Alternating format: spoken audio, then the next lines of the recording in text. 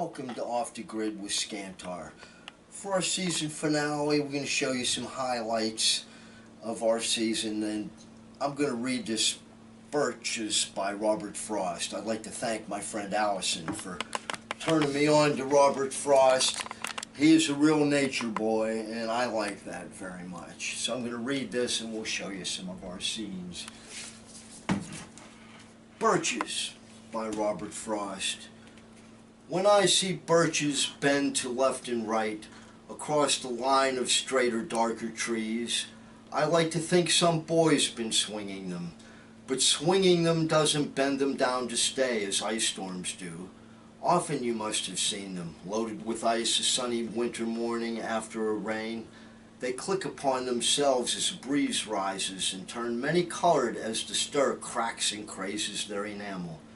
Soon the sun's warmth makes them shed crystal shells, shattering and avalanching on the snow crust.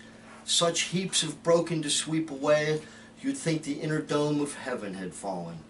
They are dragged to the withered bracken by the load, and they seem not to break, though once they are bowed so low for long, they never right themselves. You may see their trunks arching in the woods years afterwards, trailing their leaves on the ground, like girls on hands and knees that throw their hair before them over their heads to dry in the sun. But I was going to say, when truth broke in with all her matter-of-fact about the ice storm, I should prefer to have some boy bend them as he went out and in to fetch the cows, some boy too far from town to learn baseball, whose only play was what he found himself, summer or winter, and could play alone.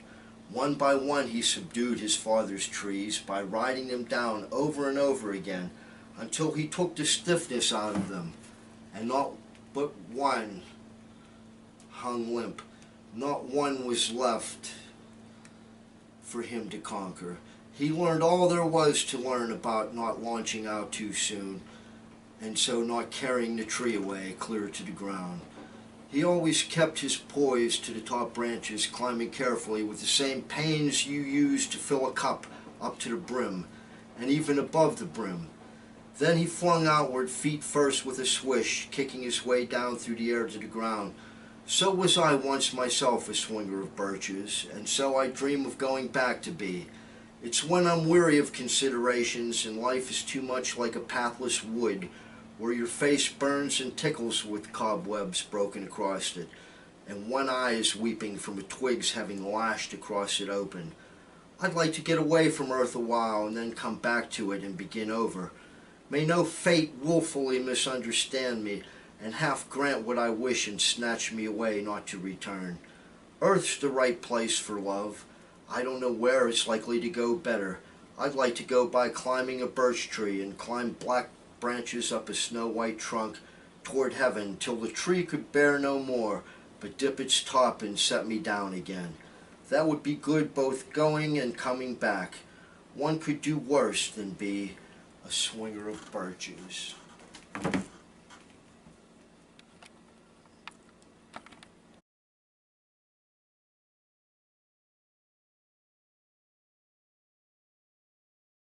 I don't always watch YouTube, but when I do, I watch Off the Grid with Skantar.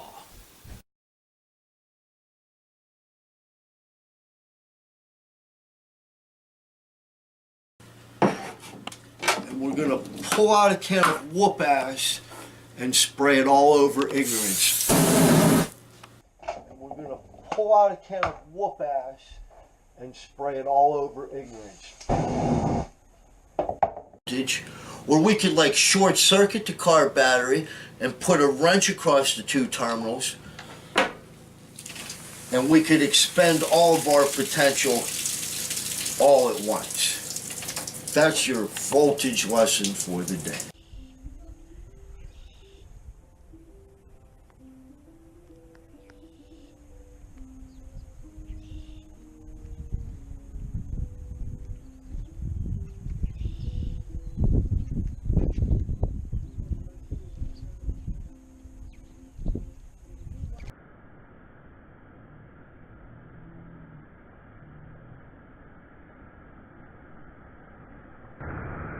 Hey, this is Skantar. I really enjoyed the visit to Lynn Run with the NQ, and we're going to leave y'all with a surreal little scene here in a surreal poem by Edgar Allan Poe called A Dream Within a Dream.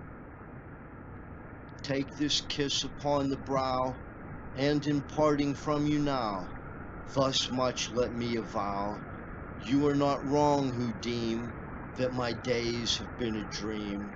For if hope is gone and flies away, in a minute or a day, in a vision or in none, is it therefore the less gone?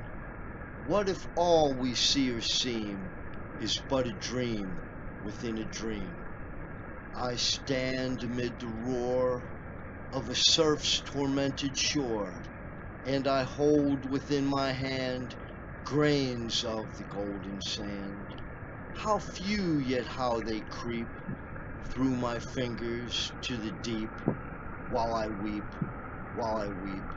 Oh God, can I not grasp them with a tighter clasp? Oh God, can I not save one from the pitiless wave? All we see or seem is but a dream within a dream.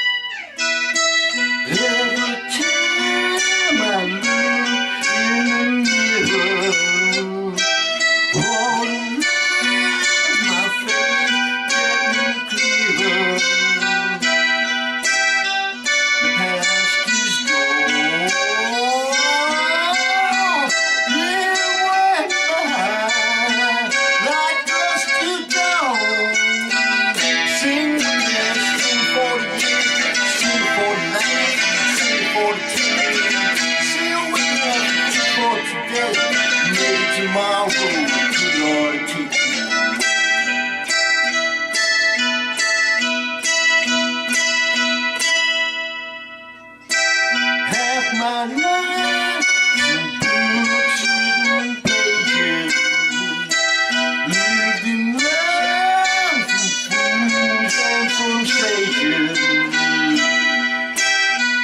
No, it's true. All these things come back to you. Sing with me, sing for the years, sing for the life. Sing for the tears, sing with me, sing for today, maybe tomorrow, good Lord, take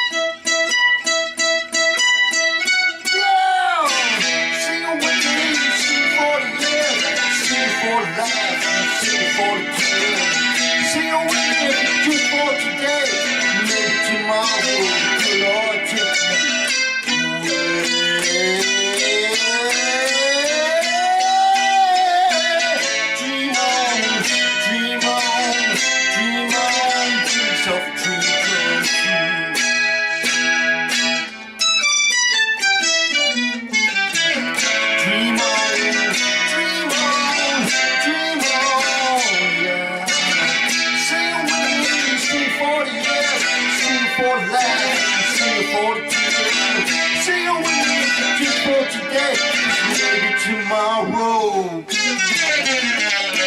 maybe tomorrow, so long to take you away.